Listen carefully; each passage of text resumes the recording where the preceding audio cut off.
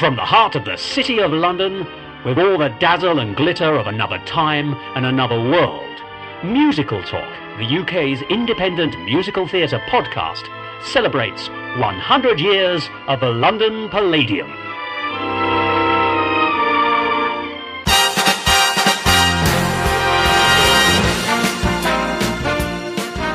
Well, hello, we hope you had a lovely Christmas. Nick Hutson back here on Musical Talk, and I'm joined here with my partner in crime, my partner in talk, and my partner in musical talk. Santa's elf, Thos. Hello, Thos, how are you? I'm, at the moment, a little bit sniffly with a cold, so if I do snuffle into your ears, listeners, I do apologise, and I'll try not to do it on the podcast either. The snuffleupagus.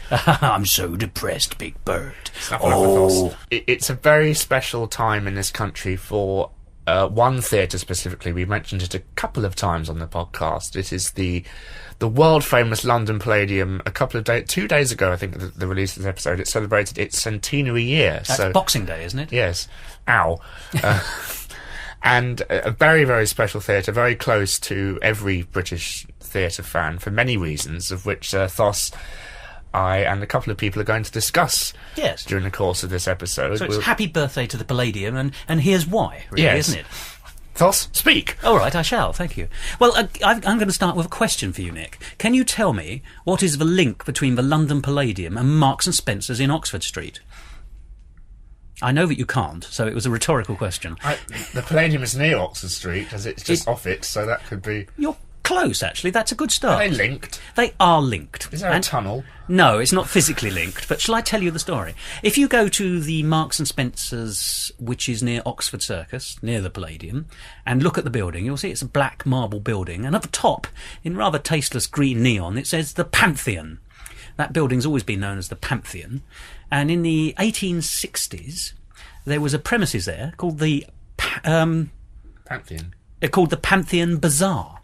And the Pantheon Bazaar... Well, exactly. Now, the Pantheon Bazaar was a kind of entertainments venue. Not as we'd understand a theatre. It was more in the sense of a pleasure garden, which was what people used to have in the 18th century, the early 19th century, where you went to see people singing and performing, quite often outside, sometimes just a wooden building, sometimes birds... flowers, it was a whole area of enjoying yourself away from home. So you would have a band playing, and you would have a choir, and there might be fireworks, and you might have birds of paradise strolling around, and peacocks and things like that. It was just sort of a nice place to go with sort of turns and variety. And that closed in the late 1860s. And somebody said, well, there was some money to be made from that, because you used to charge a small fee to get into these things. So just down the road, in the house, which was the ancestral home, or one of the ancestral homes of the Duke of Argyll, in Argyle Street, was a house called Argyle House. This had fallen into disrepair, and only the front still exists, and that front is the front of London Palladium. But on this site, someone said, well, we've had the Pantheon Bazaar down the road, that's closed, let's have that money, we'll open the Corinthian Bazaar. And they opened the Corinthian Bazaar on the premises, which is now the London Palladium. And its big feature... That'd be a hard website to sell nowadays, wouldn't it? Well, I think tastes have changed somewhat, particularly when I tell you that its big attraction was a huge aviary. People went there for much the same kind of thing that they did at the... birdhouse. Yeah, basically. It was looking at exotic birds from across the world. But there was only ever a temporary building. It was a sort of wooden premises behind the front, the facade of the old Argyle house. And the whole land round there used to be owned by the Duke of Argyll. Over the road you've got the Argyle Arms, which is a pub which is still there. The road itself is Argyle Street, which is still there. And I say Liberty. And Liberties is just down the road, although Liberties was actually built, I think, in the 1870s. Presumably when the Dukes of Argyll were selling the land off, I imagine. So you've got the Corinthian Bazaar, but it was only ever a temporary thing. But someone said, this is a good venue for for variety and public entertainment. So the next thing to come along... Build a circus. That's exactly right. Did you know? No. Oh, that's exactly right. Somebody built a circus. Did the chewing gum company build a circus? It wasn't Wrigley's. It was Wranglers. It was Hegley's, I think, actually. Heglers? Henglers. Something like that. Oh, you've done some research, young man. Well, That's I've right. seen so many shows there, and actually the safety curtain actually has the Henglers Circus... Publicity on it? Yes. Oh, really? So it's a kind of heritage throwback. Oh, that's interesting. Well, you've joined the story then. You're quite right. So after the bazaar, We got, and of course, sorry, by the way, just to take us back, we still use the word bazaar for fair. You know, it's still, that's a similar kind, that's the best way of thinking of it. Penny bazaars. Yes, exactly. Ain't it bizarre? Country bazaars. But anyway, so this circus was built. And this circus was famous for water displays. It had a built-in aquarium and sort of water display area. So, but the thing about a circus, as you understand, is that it's variety.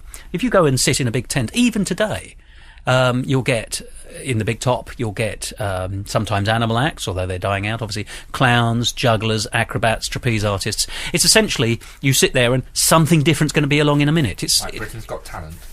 Yes, but with some talent. Well, so that was a very popular event, but not long enough to, but not popular enough to survive in the longer term. But it shows immediately that there's been a long history of variety just on that site alone. So you had the variety of the bazaar, the variety of the circus, and of course, because it had this water event, its sort of natural next thing was it became a skating rink. But my question is, why is the area called Oxford Circus? Oh, the Oxford Circus is a different kind of circus. That's a gyratory circus, which is the old-fashioned word for a roundabout. Oh. We still the marketing speaks for itself. It does, as in a circus within a circus. I suppose it is, in a way, yes. In the old days, you could argue that the circus that was at the Palladium site was circus very close to Oxford Circus, and therefore a circus within the circus. However, they are different kinds of circus. It closed in circa 19... Hey, you're on fire, or you certainly soon will be if I can get this lighter to work. But... So you've got the situation where you've had the circus with its built-in water feature, and water obviously being a constituent part of an ice rink. The next thing it became was a public ice rink, although it was only for a very short amount of time. And soon after that, it was turned into a theatre. And as you quite rightly pointed out, the Palladium is the name of that theatre, and that was 100 years ago. But the front of the building, when you look at it, is much older, and the reason for that is, as I've said, it's the front of Argyle House. Well, it's interesting. It's a Palladian style, yes, which is the Greek, symmetrical thing. It's in, the Palladium and the Palladian. It's quite a... Palladian, you're quite right. It was actually a neoclassical architectural style based on ancient Roman and Greek. We have a thing here in Chiswick called Chiswick House, which is the same. Yes, indeed. So many of the great stately homes were Corinthian, or were Palladian, rather. But I mean, the very fact that Corinthian Bazaar was the name of the premises, Corinthian is a kind of column, which is also dates back to... You could say Thomas Steele played in the Palladium. You could do if you were, if you wanted to. Yes, quite. Presumably. Very dexterous with your tongue. Oh no, if you're very dexterous with your tongue, you could probably find other things to do which will make you more popular. However, moving into the less revolting, we've got this stage. So over 40 years, from the 1860s to actually, I suppose, over 50 years, from the 1860s right up to the Edwardian era, the venue has been absolutely associated with public entertainment and variety. 1910, the theatre is built, but it's not a theatre as we understand a theatre. In London, all premises now are thought, all entertainment places are called theatres. But it was actually a palace of varieties. It's a variety theatre rather than, and I use speech marks here, a legitimate theatre. So, funny enough, 1910 is almost exactly on that moment when music hall has become respectable and is about to become variety. So it is not only a variety theatre, or you might all argue the first proper variety theatre, or certainly one of in the vanguard of the proper variety theatres being built in London. It is also grand, and as you say, Palladian, actually. Well, it was known as the Vaudeville House, wasn't it, do you think? Well, vaudeville is the kind of thing you got there. Vaudeville isn't really a British term, it's an American term. Variety is essentially what we've got, and variety is merely if you take music hall as being a phenomenon that started in about 1850 and died in about 1950. Well, it goes on for 100 years or so. It actually dies in about 1960 in real terms, but it's in decline by the 1950s. Halfway through that point, at the end of the Edwardian period, it becomes respectable, and therefore becomes, they don't want to call it music hall anymore, they want to call it palaces of variety is the term, and nothing more like a palace than the Palladium. It is a grand theatre. But when it opened with a variety bill, and if you speak to anyone who's 10 years older than I am, so someone who's 50, will remember it as a great variety venue. Someone who's 100 will remember it as the greatest variety venue, if they can remember anything at all, of course. So in 1910, it's developed as a theatre by the great theatre architect Frank Matcham. Yeah, he did the Colosseum as well, didn't he? Yes, that's exactly right, which is another... Thos is very impressed. I am actually very impressed. You've done some research, young man. And, of course, what you notice about the Colosseum is it's also another one that's... it's another... Big. It's another theatre which is designed to look like a Roman or Greek about the London premises. Here, not the Colosseum in Yes, Rome. yes. But it's called the Colosseum for a reason, isn't it? The Colosseum in Rome is the biggest classical theatre in the history of the world. And so the London Colosseum is trying to emulate that, and the London Palladium is doing much the same thing, both by Frank Matcham, as you say, both similar periods.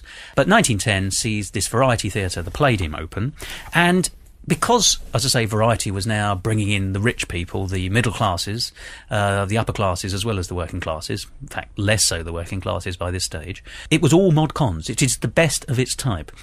So it had a revolving stage in 1910, which is quite impressive.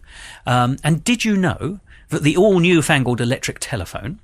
Thos has one of those. I have, indeed. It's a lovely candlestick model in purest Bakelite. But seriously, not only did the theatre have telephones... well, let me start this anecdote again. What is the most annoying thing that can happen to you when you're in the theatre these days? Many things. Yes. Well, apart from being apart from being physically abused by a man in a gorilla suit, a mobile telephone going off is, as we all know, one of the great... A modular telephonic device. Yes, absolutely. A field telephone going off in a theatre auditorium it's extremely irritating. In fact, I think it's one of the worst things that occurs now in a paid theatrical environment. Amazingly, in 1910... Frank Matcham just thought it would be a jolly good idea to show how swanky the venue was, to connect the boxes, very exclusive, the most expensive seats in the house, by telephone. So the people who were in the boxes could phone people who were in the other boxes. Yeah, but the audience wouldn't hear them, though, would they? Well, how would they? Well, the bells in the old days, as we all know, telephones used to ring. Were they loud? Well, they were a proper bell. Oh. So, yes, presumably, I assume they must have been asked not to do it during the performance. They have that in cabaret as well, don't they? Not in cabaret, the art form, but in the film, there's a telephone song where they're all telephoning each other. Isn't that about call girls, though, which is a slightly different circumstance, I think. Yes, you're right. I mean, telephones were, Maybe Frank Matcham should have thought about that. Well, telephones are, in some ways, the great internet of 100 years ago. They were a sudden way of making the world a lot smaller and also showing off that you got it. But the idea of connecting your boxes, which would have been next door to each other or opposite the auditorium, by an electric telephone seems to me quite amazing. You could ring her Madge. Or his Madge. I wouldn't have thought that in 1910 you would have been just moving from Edward VII to George V. But I wouldn't have thought either of them were the first people to go to a variety theatre, although only 16 years later they would have, because when the Royal Variety Show goes to the Palladium in 1926, which goes to show how very quickly... I mean, immediately from the very beginning, it was a variety palace with variety acts. And we'll talk about the kind of thing you can expect to see in a variety theatre, and in particular the Palladium, a little bit later. Musical talk. One of the first entrepreneurs who owned the place was a man called George Black. Not widely remembered these days, but George Black was a variety impresario, and he had lots of acts on his book. And in those days, variety acts were sometimes...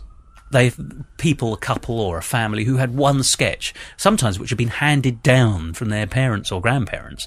And, they just did this one thing. There was no great versatility. They did this one thing. They did it to perfection, but that's all they could do. There were, of course, some, all-rounders and versatile people, but so these sketches went on circuits, and you brought the best in. Now, George Black was responsible for a series of reviews, very popular reviews, called the George Black Scandals, which ran right up until the Second World War. And the biggest names that he ever hired were the Crazy Gang, who were almost unheard of outside Britain. But if your parents are over 60, they'll have heard of the Crazy Gang. And the most famous member of the Crazy Gang was Bud Flanagan, who sang the Dad's Army theme tune. He's the voice of the war for a lot of people. So, even to this day, although they're more or less forgotten, they still have resonances, because everybody knows Bud Flanagan's voice, even if they don't know that they know it. Should we play a clip? Go on then. Who do you think you are kidding, Mr. Hitler, if you think we're on the run? We are the boys who will stop your little game. We are the boys who will make you think again. 'Cause who do you think you are kidding, Mr. Hitler, if you think old England's done? Well, George Black's not vastly remembered today, but he's best remembered, funnily enough, for the posters that you can see on all those Blitz photographs from the Second World War in London, where you see all these Londoners sleeping on the tube lines. And if you look carefully, on the back of the tube, on the platforms, you can see the advertisements for the shows of the day. And one of the famous photographs is of George Black's, it was called Apple Sauce, and it starred Max Miller, who was quite often identified as the last of the great variety comics. He died, I think, in 1960, and it's popularly dated that his death is the end of variety and musical in this country. Indeed, Max Miller said so himself. After he died. Just before. I think he said... when will end now. I think he said, when I'm gone, the game's up. And he wasn't wrong, actually, as it happens, but there we are. But George Black was the great impresario of variety in the 1930s, and he hired a booking agent by the name of Val Parnell. Now, Val Parnell took over the premises. American. Yes, after George Black gave it up. And the real heyday of the Palladium as a variety venue, shall we say, before it became a more legitimate theatre with musicals and theatre later on, is from about 1945 when Val Parnell took over. And he had a very distinct approach. He decided that variety in its British form was already a bit jaded after the war, which is, everyone have seen these acts a thousand times who'd only done this one thing. So he brought over some big grossing American names, basically. And what happened was, from 1945 until the early 1960s, indeed right till the end of the 1960s, really, I think you could argue, what the Palladium started to do, it discovered a formula, which was it took the variety model of lots of different acts, one after the other, but most of the British acts, even if they were big names, were given subsidiary roles. They acted basically as support for the last act, the last person on. Headliner. The headliner, absolutely. Which is, you still see today in pop concerts. It's a very traditional form of building up to a crescendo. Were all the big American names: Judy Garland, Sammy Davis Jr. Who? Andrew Keating will come round and slap you hard. He wishes. Oh, we all wish, actually. Sorry, Nick, that was rude. But Val Parnell had one thing particularly which helped his variety theatre thrive when others were starting to decline, because variety theatre started to decline in the 1950s more than anything else because television basically came in. Why go out to watch a 30, 50, 100-year-old sketch done from the back and noisily when you could watch... The phone's going off. Yes, when you could watch television, which was amazing in its own right, and quite often featured a lot of variety anyway, because British television in particular owed a great deal to the theatre, both in terms of plays and in variety. There was a lot of variety on British television at that time. So, what did Val Parnell have which the others didn't? And it is... The camera. Well, yes, you're right. Absolutely. Funnily enough, it is the fact he had a connection with television. ATV. When independent television started in this country... ITV. Well, yes, as it became known, but independent television started in 1955. It was a sad day for all of us, but there we are. You know, the commercial imperative must start. And to this day, I must find out what independent television's like by watching some. But until that happy day, I shall remember... Just stick to independent musical theatre podcasts. I'm very happy with them. But ATV, which was the early name for ITV, independent television, opened in 1955. And they were desperate to fill their schedules. The BBC had been running since the 20s and been running television since the 30s, so they knew how to put programmes on. ITV was a money-making venture. Was this Grade? It is Lord Lewgrade, or he was just Lewgrade in those days, and he was a close relative of Bernard Delfont. Now, both of them... Of Delfont Mackintosh, absolutely, right? Absolutely. I mean, you spot the connections. They were all theatre bookers, and mostly variety theatre bookers. So they knew the trade. And basically, Val Parnell, very astute businessman, came to terms with Lord Grade and various other impresarios who were running independent television and said, here, why don't we do a regular show on a Sunday night? Now, the thing about theatres in London in the 1950s, and indeed mostly today, is that they're closed on a Sunday. Out now, though. But until recently, Sunday was the night theatre was closed. So you had a big empty venue not making you any money. So how ideal would it be to arrange for a television spectacular to take place in the theatre and broadcast it over television? And that's exactly what happened. Between 1955 and 1967, continuously, Sunday night at the London Palladium was one of the biggest, one of the most watched, most popular television programmes in Britain. Now, I sat down with an old teacher of mine, Robert Gordon, to tell us about, I mean, you mentioned Judy Garland, one of the most famous performances at the London Palladium, and here is the discussion that Mr. Robert Gordon and I had. Okay, this is Robert Gordon. I'm a professor of drama at Goldsmiths College, London University, and I run the MA in musical theatre at Goldsmiths. The Palladium was the place after the war where Frank Sinatra, Judy Garland,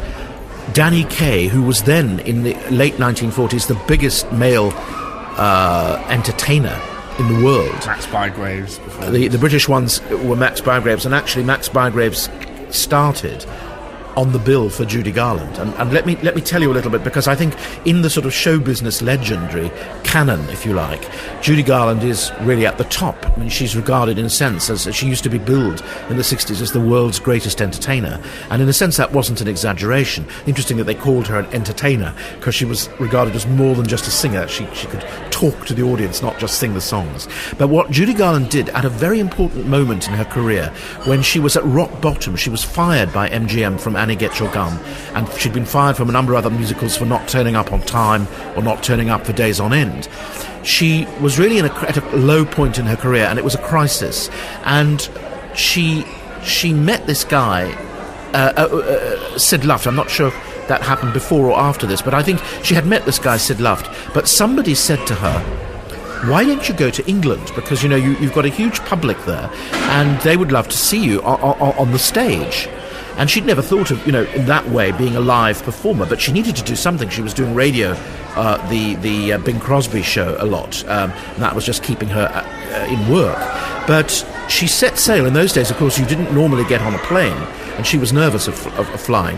She set sail on the Queen Mary, or whatever it was, to come from New York to London, came by boat, was greeted by hordes of fans, and her season, she did a long season, I think something like 15 weeks or something, at the Palladium, but again on a variety bill. It was Judy Garland top of the bill, so she played for about 50 minutes or so in the second half, and then the opening of the show and her opening act was the then fairly unknown comedian Max Bygraves, and that gave Max Bygraves his big chance. But that Judy Garland performance at the Palladium, that season, she did 2 shows a day, if you can believe anybody nowadays doing 2 shows a day, every day, at the Palladium, because it was what they called variety, and it was a complete triumph. I mean, the English audiences and the critics absolutely adored her. They'd never seen anything like it. It was so exciting, and so obviously so frightening to her at the beginning, that on the very first night she walked onto the stage, she used to shout from the back of the stage, hello, to the audience, and they'd all scream. She walked forward, introduced her first song, stepped back from the microphone to get ready, and fell over. And she said, I bet that's the first time anybody made an entrance like that here. And from that point onwards, the audience were in a way with her, wanting her to succeed, and it was a triumph. So the Palladium is really the place where legends appeared and where legends were made. You're listening to Musical Talk, the UK independent musical theatre podcast. We've just heard, in fact, about the concept of big American stars. And the best way, you can still see what this was like today, because from 1955 to 1967, ITV broadcast, and it was called Val Parnell's Sunday Night at the London Palladium. And it was what Val Parnell did for the rest of the week, basically, i.e. he filled the Palladium with variety acts, and then he cherry-picked the best, and he put them on his Sunday night programme. And it was a win-win situation for him because he was being paid by the independent television companies for his programme, which was then advertising his variety theatre nationally across the country. So people went off to see it. They said, I like what I'm seeing on the television. I know I'll pop in and see it during the week as well. In fact, if you watch old telly recordings of Val Parnell's Sunday Night at the London Palladium, quite often in the credits it will say a list of the people coming up who you'd seen, you know, acrobat groups and bell ringers and dancers and singers, and sometimes under a name it would say, brackets, currently appearing at the London Palladium. So it was a fantastic, as I say, piece of advertising for him in all directions. He was getting win-win situation, if you like, absolutely. And these tele-recordings are very interesting because they've got some that go right back as far as the 50s, right up to 1967. The first host was a man called Tommy Trinder. And this is actually quite interesting. Tommy Trinder was a British music hall variety comic of the old school. In fact, he would come on in a straw boater. He was quite an old man by the time he was doing it on television, and he loved it. But his comedy was very staid and old-fashioned. And because he was, whilst he was a very accomplished comic for his generation, that's what he did. He was just a comic. He could sing a bit, but for the most part, he was a comic. He was involved in a scandal and was immediately whisked off to television and never worked on television again, although I believe he continued to be the warm-up man for the Palladium programmes, bizarrely, in a kind of a rather sad downfall, because he loved the programme so much and loved to be performing. Downgrade. Yes, a down Lou grade, that's right. Or down the Lou grade, in his case. But yes. He was replaced by a very young Bruce Forsyth, who is quite a different beast. In fact, if you watch a Tommy Trinder episode followed by a Bruce Forsyth episode, the one thing you note absolutely immediately is the fluency of Bruce Forsyth. So Tommy Trinder wanders on, does a few jokes, they're fairly feeble, he looks knowingly at the camera, and then he walks off again having introduced the next act. Bruce Forsyth can sing, he can tell a joke, he can dance, he can play the piano, he can play lots of instruments. He's an all-rounder. He's good singly, and he's good in a double act. So, and Andrew Keating and I a couple of days ago went to the BFI, the National Film Theatre, and they're doing a huge Palladium celebration. They are indeed. It's quite an interesting time for the BFI because next year they're doing all the Disney films. They are, of which we will speak anon. Which we're looking forward to. So more about that in 2011. But Andrew Keating and I went to a 2-hour film celebrating the Palladium in its heyday. And you saw some of the clips from Sunday night. And these were long clips, you know, they weren't like TV clips where they were 5 seconds and then... But the clip I want to find is Bruce Forsyth singing a song called Sunday Night at the London Palladium, which I can't find anywhere. Bruce Forsyth shone. Yes. As a very, very funny, entertaining, charming... And he still is, you know, yes. He's the country's... He's over 80, and he's still primetime television on Saturday. He'd be a good guest, wouldn't he? He would, actually, yes. He's done a lot of great stuff. But the point is, this is both a success of Val Parnell's Sunday Night at London Palladium and the ultimate downfall of variety theatres in their own right. At that moment when Bruce Forsyth took over, what you were seeing was the ascendancy of television. They replaced a musical variety host with a new television entertainer. He was booked because he was brilliant on television and not because he was established on the stage. He was brilliant on the stage, as it happened, because he's a great entertainer in his fullest rounded form. But, as we were saying, all these variety acts up to a point came on, they did their act, and they did their act for their entire career. Bruce can do anything. New material, old material, everything. So you were suddenly seeing all these new people coming up on television. So in a way, who were killing variety because they were better than variety. So in a way, the Palladium is just like a glorified TV studio. Well, it was. I mean, funnily enough, actually, most of the ATV studios of the 1950s and 60s were old theatres. The Hackney Empire today, which is one of the few surviving old-fashioned, proper music halls, owes its existence to this day because it was going out of business in the 1950s, so ITV bought it as a studio. Because if you're unlike the BBC, who's had 30, 40 years to develop, if you're an independent television company, you suddenly need to start broadcasting from a venue. Where are you going to find a venue, particularly in London or whichever zone you're in, because the whole country was divided up into regions, as it still technically is today, although it's much more unified. Yeah, as in, had Granada Television for the north and Tyne Tees Television and Southern, and London Weekend Television. So the country was divided up into regions. Each of these areas had their own television company. Each one needed areas to perform and broadcast from. A theatre is a ready-made studio. You can have the audience, you've got a large space, you've got areas for lighting. It's the perfect thing. And as variety was starting to die and variety theatres start to close, television stations started to buy theatres, and those are the ones which have survived. Funnily enough, it's a bizarre irony that television killed variety theatre and then saved variety theatre, or physical variety theatres. I see a musical here to be written. Actually, you're quite right. There probably is some kind of at the Palladium. That should be nice circular motion on that one. But, so let's talk about the kind of thing you would have seen if you'd been to Sunday night at London Palladium or any of the other Palladium shows. Well, you'd have the host, as we've established. The compare. Absolutely. It would have been different people in the live show. Bruce Forsyth or Tommy Trinder. Later on, Jimmy Tarbuck made his name as the last of the black and white. Not very funny, Jimmy Tarbuck. No, that's certainly true. But he was considered, he was one of the new all-round variety performers at the time. You know, he could play the piano and things. Yeah, and play golf, you know, the essentials. But he was one of the new school, very much new school. He's from Liverpool. He had a regional accent, for goodness sake, almost unheard of.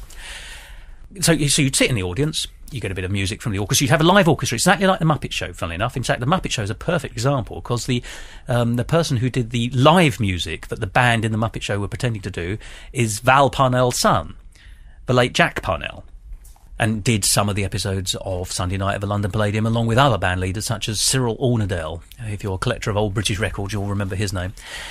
The early acts would be, how shall I put this, to the modern eye, less interesting. Well, there's something quite fascinating which I saw in the documentary at the BFI.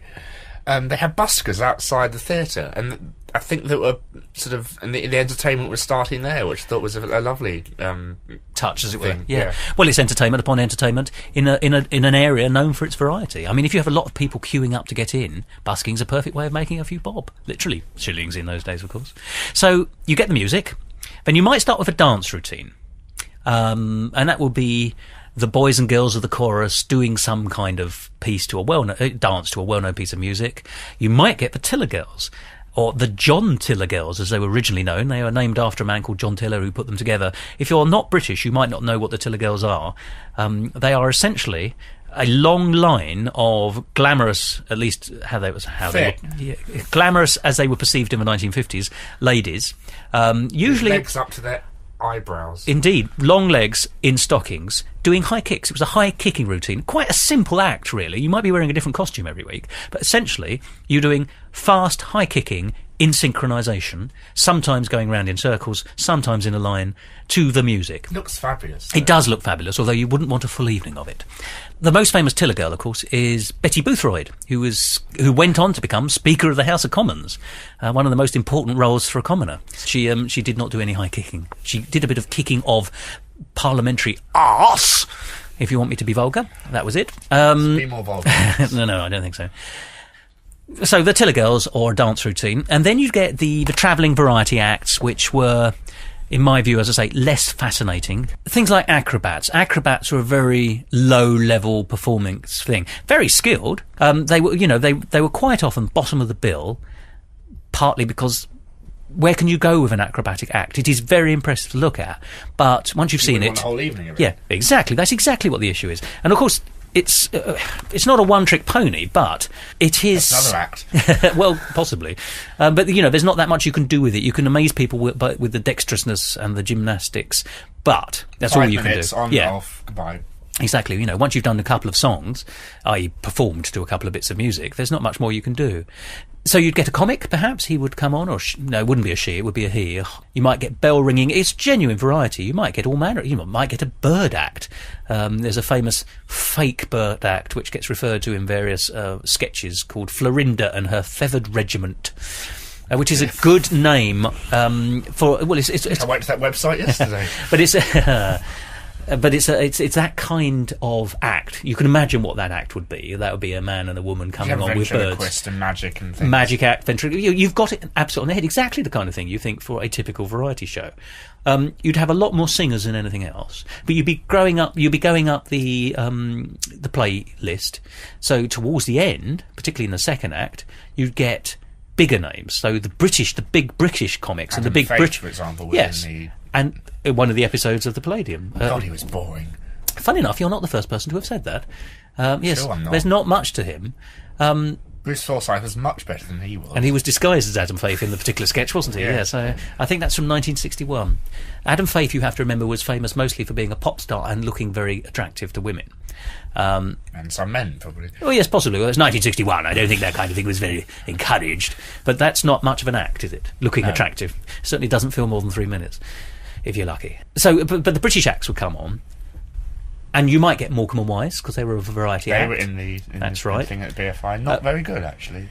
Well, in the 60s, they weren't as good as they're now. They're now remembered for their 70s act, rather than their 60s act. But they were top of the range, you know, they were top big names. Tommy Cooper, did he do anything? Yes, he would have done variety. All the big names. Frankie Howard. Oh, no.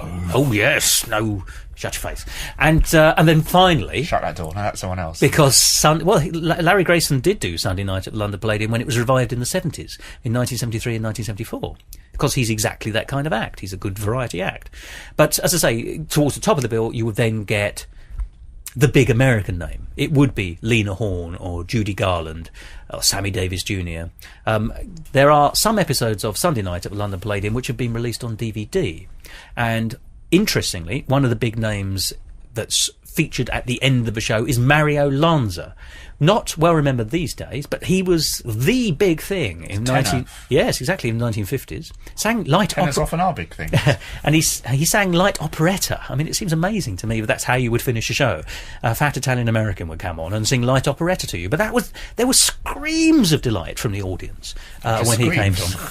And this is in a 50s British audience. You know, 50s British audiences don't express themselves in the style of shock and excitement for that. So, would they have like the hit parade people of the day, like Cliff Richard? well, or? yes, but more in the 60s and the 50s. So in the 50s, you still had Pat Boone. Well, yes, possibly, but in the 60s is when you start. I mean, Adam Faith, for example, is only there because he was the big British pop star of that particular minute. We had John Barry as well, the John Barry 7 or something. Yeah, but he was no more of a jazz group. So that, you know, they were. He wrote stuff for Adam Faith. Yes, in the same way there's that actually- Lionel Bart wrote for Tommy Steele. There was a bit of James Bond in one of the in one of Adam Faith's songs, which how is very fascinating. interesting. Yeah, well, because Monty Norman, who actually wrote the James Bond theme, you know, the dum bum bum bum bum bum bum, rather than James Barry, although rather than John Barry, who everyone thinks wrote it. Monty Norman wrote that piece of music. He wrote musicals in the 1950s in Britain, so it's a small world. After all, so that's Sunday Night at the London Palladium, but just to close the story historically, the Palladium was a variety theatre, and variety was dying in the 60s. When you see documentaries in the 1960s, there's nearly always a scene of a music hall being demolished, or a forlorn actor or narrator standing on the stage of a soon-to-be-demolished theatre. We, in Chiswick, where we record in our studios, had a Chiswick music hall just down the road, where Shirley Bassey was appearing as late as 1965, before they pulled it down and built Boots the Chemist. Damn them. So we had a theatre in Chiswick, and it's no longer here. We don't have a theatre in Chiswick anymore, even a variety theatre. we do. It's called the Tabard. That's a pub theatre. It's a different style of venue. Sunday Night at London Palladium kept the Palladium going as a big venue, as did all the American stars. Most variety theatres couldn't match that, and couldn't even match British television, and failed. So they were all closing. The acts were starting to die. There were smaller theatres as well. I mean, Yeah. we have to remember that this is a humongous house. It's over 2,000 seats, I think, isn't it? That's true, but you still need to make money in a smaller venue. And you can't bring in the big stars, and you're still stuck with the acrobats and the singers, rather than the big American names or even the big British names. Shirley Bassey being the exception, of course, clearly.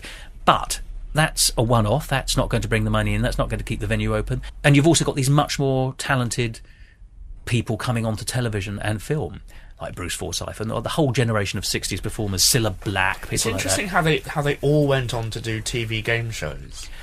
Quite a lot of them Larry did. Grayson, Bruce Forsyth, Cilla Black, or Cilla White as she was Originally, yes. Bob Monkhouse. But it just goes to show their versatility. I mean, that's the point. You couldn't put somebody like Tommy Trinder in charge of a chat show, or in charge of a quiz show, or in charge of a panel game. He's a comic. That's what he does. He can do a bit of narrating and presenting, but that's really about it. And did you know that Val Parnell was a businessman before he was ever a theatrical person, and that's stayed with him, really, because in the 1960s, he was selling off various variety theatres he owned around the country, and they were being redeveloped. They were being knocked down. And he planned to knock down the London Palladium in 1966. Yeah. And it caused a national scandal when it was revealed. So he was stopped from doing it, essentially. There's your end of Act 1. And then he sold it, because variety wasn't going to make money for much longer.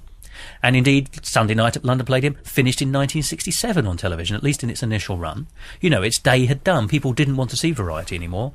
And the American stars didn't have much more to give, you know, because they were getting more lucrative gigs and concerts elsewhere. Well, as we say, the Palladium stopped being a variety theatre in the sense of being purely a dedicated variety theatre in the 60s. As I say, variety was dying around it. There weren't enough acts, and the acts that there were television acts. It changed its style and became what we now think of as London Palladium, which is the home of big musical theatre, big musicals. And the first musical to open there, ironically, sort of carried on the variety act, in that Sammy Davis Jr. was one of the big names who had played the Palladium. And he had a big show on Broadway called Golden Boy by my friend Charles Strauss and his collaborator and lyricist Lee Adams. Big musical, made a big name, and it came over to London. And it was the first musical at the London Palladium since it opened in 1910. It was called Golden Boy, and it was in 1968. It took 58 years for musical theatre to come to the Palladium, which now seems strange, because that's what we think goes on there. You know, you think of Chitty Chitty Bang Bang, you think of all these great and big musicals, and big names, and yet it's very recent. It's only 60 years it took. Yeah, well, it's only 42 years since it started putting on musical theatre. So that is what we think of it now. So, and you've been to a great number of musicals. What's your modern interpretation of the Palladium, both as a venue and as the kind of things, and for the kind of things it puts on? Everything I like. Big, technical, lavish, spectacular. Flying cars. Flying Barnum. At the time, it was the most highly insured show ever, because you had Michael Crawford, was it Jim Dale? I can't remember. I think it was Michael Crawford, of Petty fame. What's it called? Some mothers do have them. Some mothers do have them. So the audience obviously expected him to do all these stunts, and he'd walked from a tightrope from the back of the large stage all the way, as he sung his song out there for the end of Act 1, to the back of the audience. The back of the audience. So over the audience. Yes. Which of course is a trick they've repeated again, because the child catcher in Chitty Chitty Bang Bang is put in a net and carried out over the audience. A net being a thing, not a person. Yeah, that's right. Yes. Yes, very good clarification. I appreciate that. Yeah. So yes, you're quite right. It is the venue of big spectacle. And in the upcoming Wizard of Oz, we are going to have Michael Crawford, again, in a balloon, flying over the audience, dangling out of it from 1 foot. Not 1 foot in the air, but dangling by 1 foot. Oh, really? Yes. Oh, very interesting. Is he being cast as Dorothy? No, he's been cast as the Wizard of Oz. Oh, that's splendid. The title role. How very interesting. I didn't know that. But I tell you what I've noticed, of course, is that it's never been quite able to get rid of its variety show background. Because Barnum, of course, is a musical about a circus owner, essentially. You know, and that takes us right back to the basis of the Palladium. Chitty Chitty Bang Bang is quite episodic in pieces, but one of the sections is Mayol Bamboo, which is when they go to a travelling fair or a bazaar. Sister Act has a chorus line of nuns, much like the Tiller Girls. Well, I suppose you could argue that, actually, in a way. Yes, I mean, Oliver's very musical, isn't it? What I suppose what we're really trying to draw here is the fact that spectacular theatre, which we see in musicals today, owes a very great deal to the spectacle of variety. Because if you don't have a linking narrative in variety, which you don't, you know, it's sketches essentially. One thing comes along, it goes away, and you get the next thing along. You impress by size, glitz, glamour, and sometimes just big name talent, like Judy Garland. So what we are seeing here, because it's a big venue, it needs to draw people in, and it can do that easily. Not only fill itself, but also it has space for all the technical wizardry that you need to have a flying car and Richard O'Brien in a net and all this kind of stuff. Twice it's been used, more than any other theatre in London, for the TV reality broadcasting show with The Sound of Music and now The Wizard of Oz. But isn't that also because it's now owned by the Really Useful Group, which is Andrew Lloyd Webber's theatre group? But he doesn't put it in any of other his theatres. He could put it in the Drury Lane, but he chooses the Palladium because that's, the famous, apart from Oliver, which went into the Drury Lane, but it started at Palladium. Well, I think it's also because the kind of shows at the Palladium, once again this goes back to variety, and another aspect of its variety history we've not touched upon, which is the family entertainment aspects of it. Because from the 1870s, before it was even a proper venue, pantomimes were held there. And when it became a variety theatre, at Christmas, or actually more technically on Boxing Day, which is when historically pantomimes opened. Which is which was its own birthday, you're quite right. But pantomimes historically opened on Boxing Day and ran until March. Of December. Yes. Oh, for people who, yes, the Feast of St. Stephen, in case you want to be technical, I believe. So some of the early pantomimes were Cinderella, Red Riding Hood and Jack and the Giant Killer. But just listen to these cast lists. Its real heyday again was post-war. It's the Val Parnell period. In 1953, it had Cinderella, featuring Julie Andrews, with music by Rodgers and Hammerstein.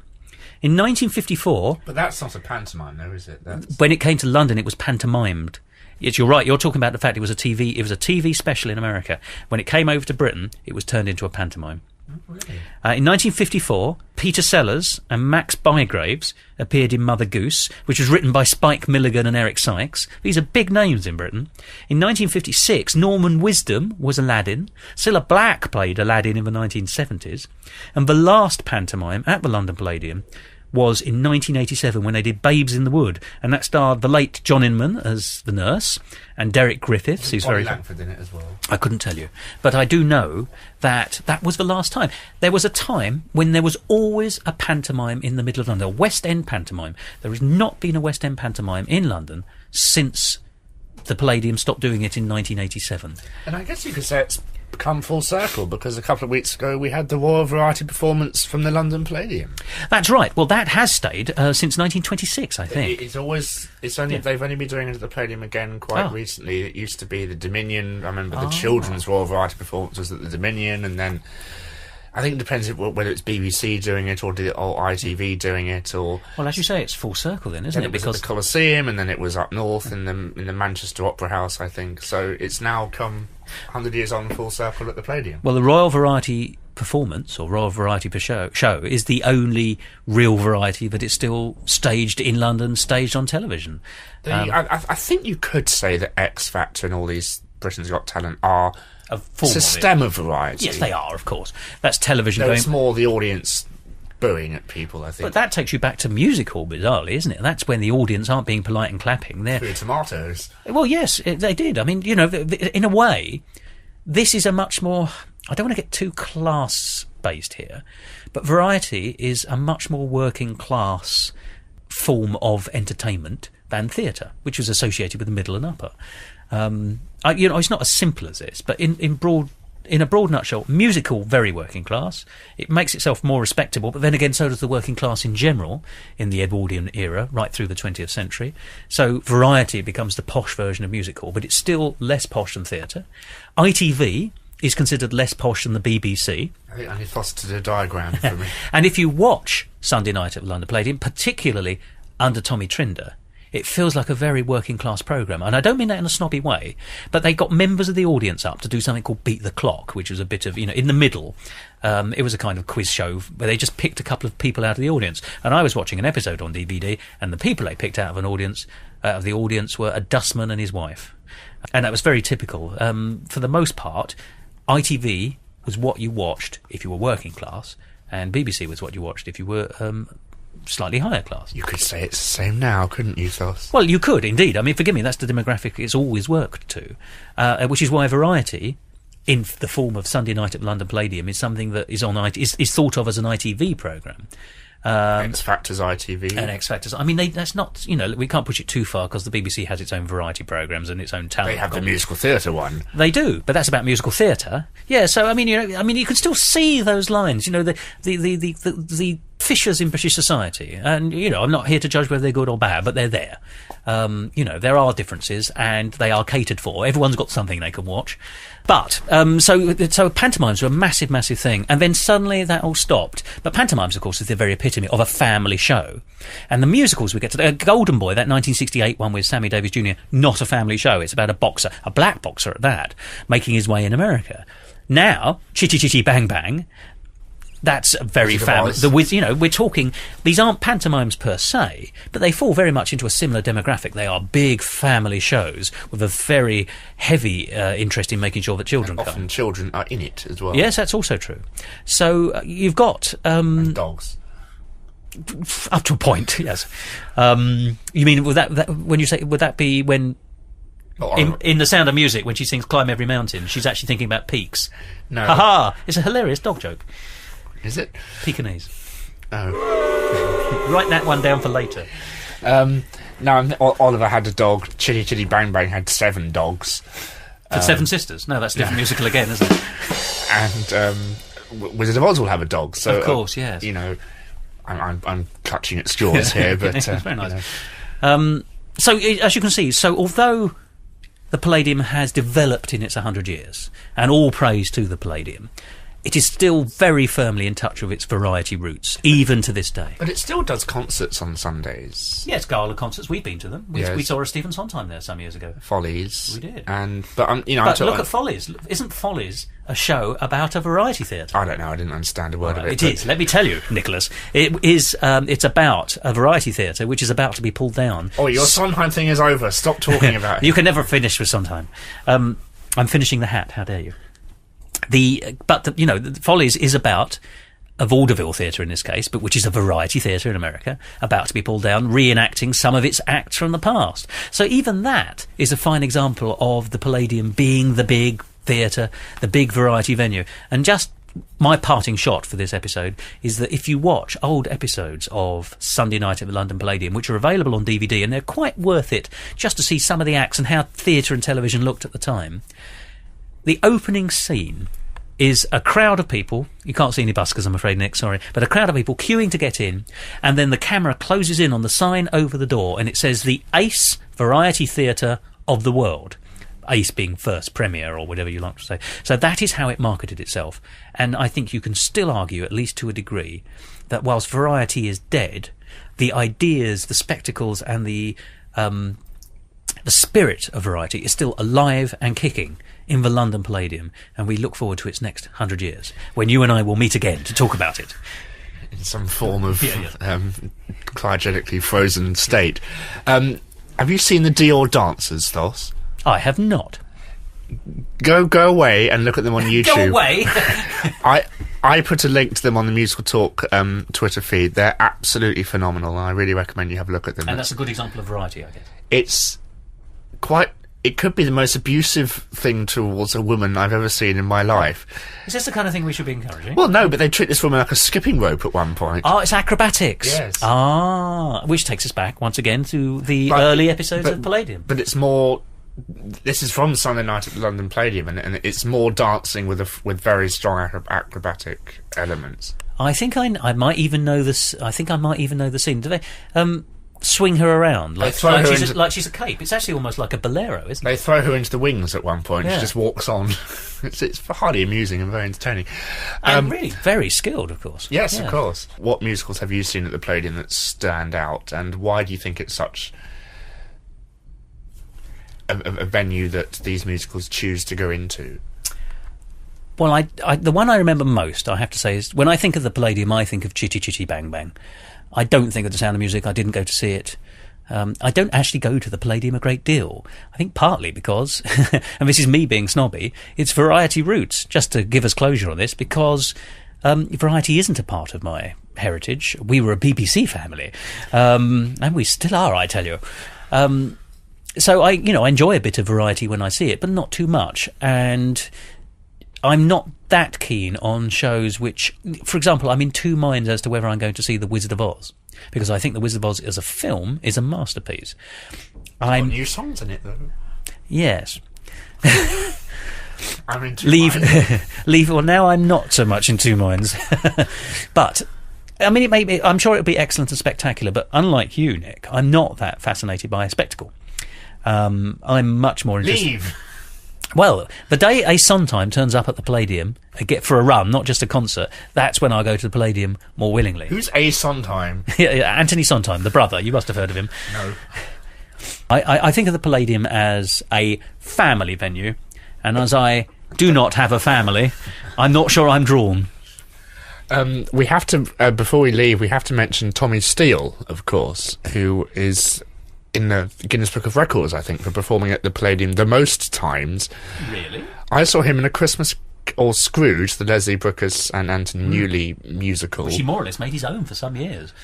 But there's a very funny story which I'll leave you with. Poor Tommy Steele has not the best reputation in the world, and going back to another early route of the Palladium, which is Water Spectacular, Singing in the Rain, played at the London Palladium with Tommy Steele. Singing in the Urrain might come into Yes. this story. I have heard this story. Probably on this very podcast. It's the only theatrical story I know. The stagehands didn't like Tommy Steele very much, so they relieved themselves so he could have a golden shower. Thank you, Nick. So I'm going to conclude by saying happy birthday to the London Palladium. It looks much younger than it's 100 years. But more importantly, Happy New Year to you, Nick, and Happy New Year to everyone else. Yes, thank you. Please go to www.musicaltalk.co.uk. I will. Why? Because I demand you to. I'm going now. Twitter.com/Bye Thos. Bye. Twitter.com/musicaltalk. And we'll see you next week in 2011. Bye. This has been a production of Musical Talk. Copyright, all rights reserved, 2010. And here are some musical out-talks. There are some episodes of Saturday night. No, there are some episodes of Sunday night at the London Night at the Sunday Palladium. That's the one. All these variety shows were eventually... I'll start that sentence again. Oh, sorry. Barnum on the Wire. I mean, that's, famous Barnum there. Became the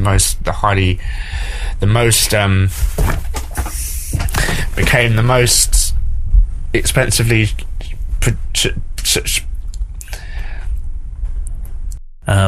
Yes, we're here in our house in Chiswick and Thos is wearing a tweed suit with Head Boy written on it, so... That's right. Hamlet's wearing a very nice tweed jacket, in case anyone's interested. It's a pity you can't see it. Tweed talk. Oh, now you're talking. Now you're tweeding. Join us on Twitter at... Alf sometime. Hello, love, I've done another one.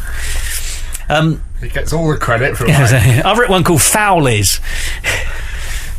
Teeny sod. I've just translated a little night music into German. I'm calling it Eine kleine Nachtmusik. I think it's been done. Anyway, that was Alf Sondheim. You have a 3-part episode about it. Maybe not. A 3-minute episode. With that, ladies and gentlemen, we'll leave you on the London Palladium history. That was your chair, I'd like to confirm for posterity. Posterity.